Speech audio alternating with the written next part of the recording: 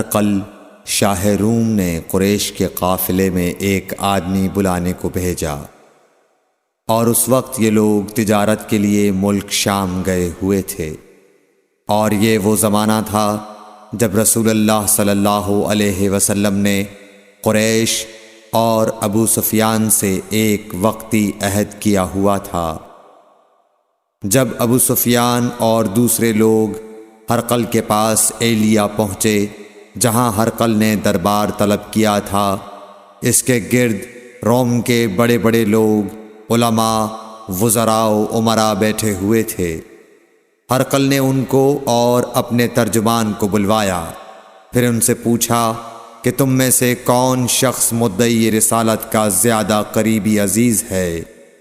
ابو سفیان کہتے ہیں کہ میں بول اٹھا کہ میں اس کا سب سے زیادہ قریبی رشتہ دار ہوں۔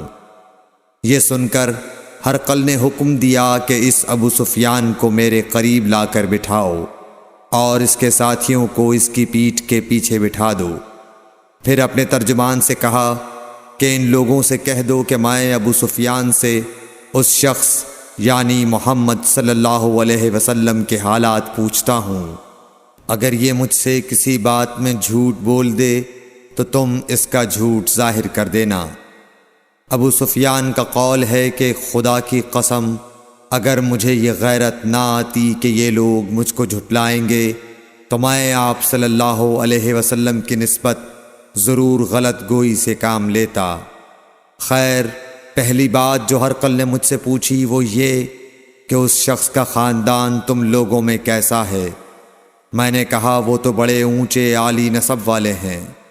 کہنے لگا اس سے پہلے بھی کسی نے تم لوگوں میں ایسی بات کہی تھی؟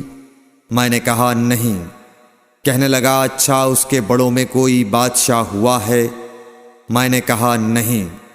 پھر اس نے کہا بڑے لوگوں نے اس کی پیروی اختیار کی ہے یا کمزوروں نے؟ میں نے کہا نہیں، کمزوروں نے۔ پھر کہنے لگا اس کے تابعدار روز بڑھتے جاتے ہیں یا کوئی ساتھی پھر بھی جاتا ہے؟ میں نے کہا نہیں۔ کہنے لگا کیا اپنے اس دعوی نبوت سے پہلے کبھی کسی بھی موقع پر اس نے جھوٹ بولا ہے؟ میں نے کہا نہیں، اور اب ہماری اس سے صلح کی ایک مقررہ مدت ٹھہری ہوئی ہے، معلوم نہیں وہ اس میں کیا کرنے والا ہے۔ ابو سفیان کہتے ہیں میں اس بات کے سوا اور کوئی جھوٹ اس گفتگو میں شامل نہ کر سکا۔ ہرقل نے کہا کیا تمہاری اس سے کبھی لڑائی بھی ہوئی ہے؟ ہم نے کہا کہ ہاں۔ بولا پھر تمہاری اور اس کی جنگ کا کیا حال ہوتا ہے؟ میں نے کہا لڑائی ڈول کی طرح ہے، کبھی وہ ہم سے میدان جنگ جیت لیتے ہیں اور کبھی ہم ان سے جیت لیتے ہیں۔ ہرقل نے پوچھا وہ تمہیں کس بات کا حکم دیتا ہے؟ میں نے کہا وہ کہتا ہے کہ صرف ایک اللہ ہی کی عبادت کرو، اس کا کسی کو شریک نہ بناؤ، اور اپنے باپ دادا کی شرک کی باتیں چھوڑ دو، اور ہمیں نماز پڑھنے، سچ بولنے، پرہیزگاری اور صلہ رحمی کا حکم دیتا ہے۔ یہ سب سن کر پھر ہرقل نے اپنے ترجمان سے کہا کہ ابو سفیان سے کہہ دے کہ میں نے تم سے اس کا نسب پوچھا تو تم نے کہا کہ وہ ہم سے عالی نسب ہے، اور پیغمبر اپنی قوم میں عالی نسب ہی بھیجے جایا کرتے ہیں۔ میں نے تم سے پوچھا کہ دعوی نبوت کی یہ بات تمہارے اندر اس سے پہلے کسی اور نے بھی کہی تھی؟ تو تم نے جواب دیا کہ نہیں۔ تب میں نے اپنے دل میں کہا کہ اگر یہ بات اس سے پہلے کسی اور نے کہی ہوتی تو میں سمجھتا کہ اس شخص نے بھی اسی بات کی تقلید کی ہے جو پہلے کہی جا چکی ہے۔ میں نے تم سے پوچھا کہ اس کے بڑوں میں کوئی بادشاہ بھی گزرا ہے؟ تو تم نے کہا کہ نہیں۔ تو میں نے دل میں کہا کہ ان کے بزرگوں میں سے کوئی بادشاہ ہوا ہوگا تو کہہ دوں گا کہ وہ شخص اس بہانے اپنے آباء و اجداد کی بادشاہت اور ان کا ملک دوبارہ حاصل کرنا چاہتا ہے۔ اور میں نے تم سے پوچھا کہ اس بات کے کہنے یعنی پیغمبری کا دعویٰ کرنے سے پہلے تم نے کبھی اس کو دروغ گوئی کا الزام لگایا ہے؟ تم نے کہا کہ نہیں۔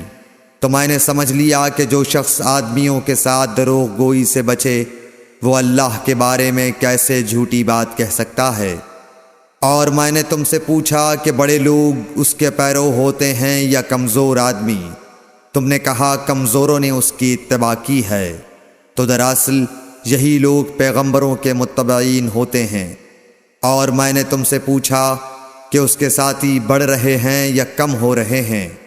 تم نے کہا کہ وہ بڑھ رہے ہیں، اور ایمان کی کیفیت یہی ہوتی ہے حتیٰ کہ وہ کامل ہو جاتا ہے۔ اور میں نے تم سے پوچھا کہ آیا کوئی شخص اس کے دین سے ناخوش ہو کر مرتد بھی ہو جاتا ہے؟ تم نے کہا نہیں۔ تو ایمان کی خاصیت بھی یہی ہے، جن کے دلوں میں اس کی مسرت رچ بس جائے وہ اس سے لوٹا نہیں کرتے۔ اور میں نے تم سے پوچھا کہ آیا وہ کبھی عہد شکنی کرتے ہیں؟ تم نے کہا نہیں۔ پیغمبروں کا یہی حال ہوتا ہے، وہ عہد کی خلاف ورزی نہیں کرتے۔ اور میں نے تم سے کہا کہ وہ تم سے کس چیز کے لیے کہتے ہیں؟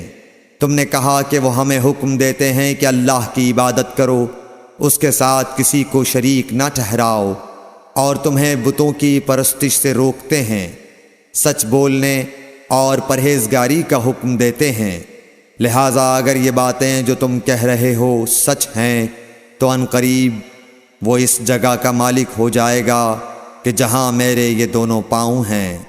مجھے معلوم تھا کہ وہ پیغمبر آنے والا ہے، مگر مجھے یہ معلوم نہیں تھا کہ وہ تمہارے اندر ہوگا۔ اگر میں جانتا کہ اس تک پہنچ سکوں گا تو اس سے ملنے کے لیے ہر تکلیف گوارا کرتا۔ اگر میں اس کے پاس ہوتا تو اس کے پاؤں دھوتا۔ ہرقل نے رسول اللہ صلی اللہ علیہ وسلم کا وہ خط منگایا جو آپ نے وحیہ کلبی رضی اللہ تعالیٰ عنہ کے ذریعے حاکم بصرہ کے پاس بھیجا تھا، اور اس نے وہ ہرقل کے پاس بھیج دیا تھا۔ پھر اس کو پڑھا تو اس میں لکھا تھا، اللہ کے نام کے ساتھ جو نہایت مہربان اور رحم والا ہے۔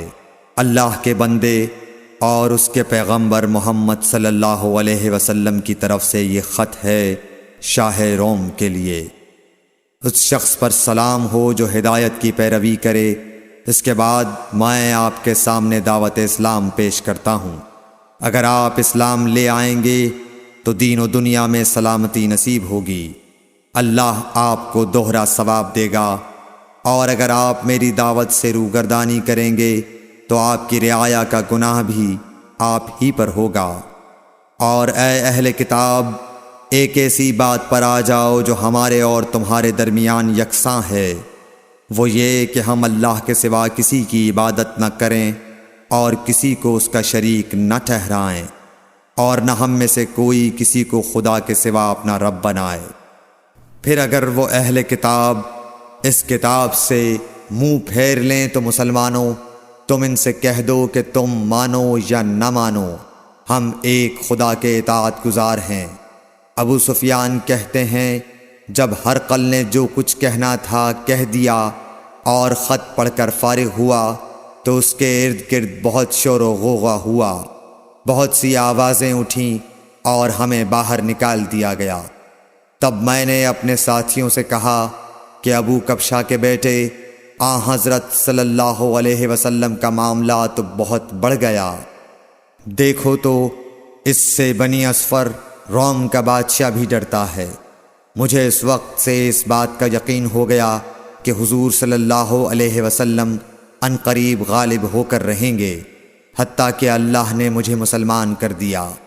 راوی کا بیان ہے کہ ابن ناطور ایلیا کا حاکم ہرقل کا مصاحب اور شام کے نصارہ کا لاٹ پادری بیان کرتا تھا کہ ہرقل جب ایلیا آیا ایک دن صبح کو پریشان اٹھا تو اس کے درباریوں نے دریافت کیا کہ آج ہم آپ کی حالت بدلی ہوئی پاتے ہیں، کیا وجہ ہے؟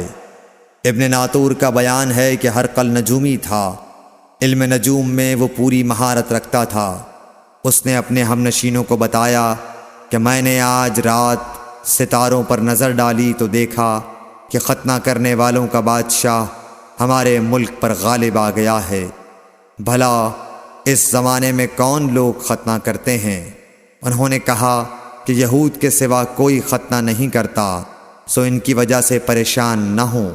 سلطنت کے تمام شہروں میں یہ حکم لکھ بھیجیے کہ وہاں جتنے یہودی ہوں سب قتل کر دیے جائیں۔ وہ لوگ انہی باتوں میں مشغول تھے کہ ہرقل کے پاس ایک آدمی لایا گیا جسے شاہ غسان نے بھیجا تھا۔ اس نے رسول اللہ صلی اللہ علیہ وسلم کے حالات بیان کیے۔ جب ہرقل نے سارے حالات سن لیے تو کہا کہ جا کر دیکھو وہ ختنہ کیے ہوئے ہے یا نہیں۔ انہوں نے اسے دیکھا تو بتلایا کہ وہ ختنہ کیا ہوا ہے۔ ہرقل نے جب اس شخص سے عرب کے بارے میں پوچھا تو اس نے بتلایا کہ وہ ختنہ کرتے ہیں۔ تب ہرقل نے کہا کہ یہی محمد صلی اللہ علیہ وسلم اس امت کے بادشاہ ہیں جو پیدا ہو چکے ہیں۔ پھر اس نے اپنے ایک دوست کو رومیہ خط لکھا اور وہ بھی علم نجوم میں ہرقل کی طرح ماہر تھا۔ پھر وہاں سے ہرقل حمص چلا گیا۔ ابھی حمص سے نکلا نہیں تھا کہ اس کے دوست کا خط اس کے جواب میں آ گیا۔ اس کی رائے بھی حضور صلی اللہ علیہ وسلم کے ظہور کے بارے میں ہرقل کے موافق تھی کہ محمد صلی اللہ علیہ وسلم واقعی پیغمبر ہیں۔ اس کے بعد ہرقل نے روم کے بڑے آدمیوں کو اپنے حمص کے محل میں طلب کیا اور اس کے حکم سے محل کے دروازے بند کر لیے گئے۔ پھر وہ اپنے خاص محل سے باہر آیا اور کہا، اے روم والو، کیا ہدایت اور کامیابی میں کچھ حصہ تمہارے لیے بھی ہے؟ اگر تم اپنی سلطنت کی بقا چاہتے ہو تو پھر اس نبی صلی اللہ علیہ وسلم کی بیعت کر لو اور مسلمان ہو جاؤ۔ یہ سننا تھا کہ پھر لوگ وحشی گدھوں کی طرح دروازوں کی طرف دوڑے، مگر انہیں بند پایا۔ آخر جب ہرقل نے اس بات سے ان کی یہ نفرت دیکھی اور ان کے ایمان لانے سے مایوس ہو گیا تو کہنے لگا کہ ان لوگوں کو میرے پاس لاؤ۔ جب وہ دوبارہ آئے تو اس نے کہا، میں نے جو بات کہی تھی اس سے تمہاری دینی پختگی کی آزمائش مقصود تھی، سو وہ میں نے دیکھ لی۔ تب یہ بات سن کر وہ سب کے سب اس کے سامنے سجدے میں گر پڑے اور اس سے خوش ہو گئے۔ بالآخر ہرقل کی آخری حالت یہی رہی۔ صحیح بخاری حدیث نمبر 7۔